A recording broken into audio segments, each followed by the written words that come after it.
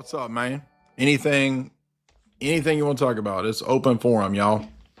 I just get to sit back and look pretty. Wait, can you hear me? I can hear you. Hey, what's going on? I had a question about like related to like philosophy.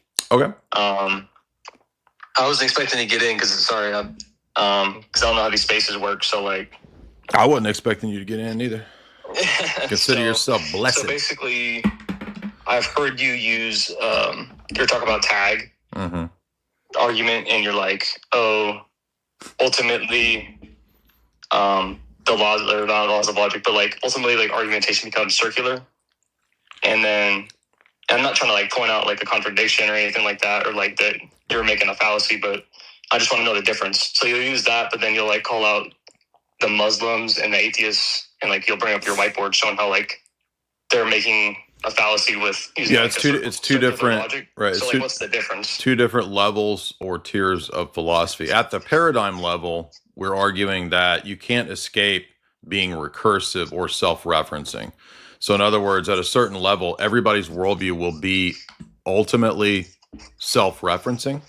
So in other words, at some point you'll bottom out to where you can't appeal to any other higher authority. There's nothing else you could appeal to. So for example, if you think about language, right? If I say, well, can you define language or explain how language works without using words? No, you can't. It's impossible. So there's something, the way paradigms or even set theory itself works is that at a certain point, they become self-referencing. That's not the same thing as the fallacy of circular reasoning.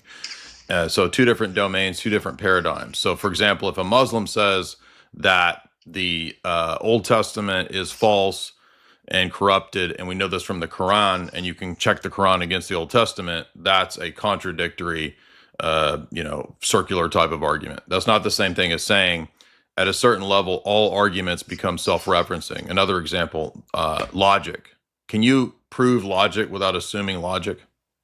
No, because making an argument for logic assumes the thing in question.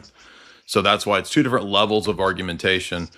The circularity fallacy is usually at a more mundane level, or when it comes to, it's like first order versus second order reasoning.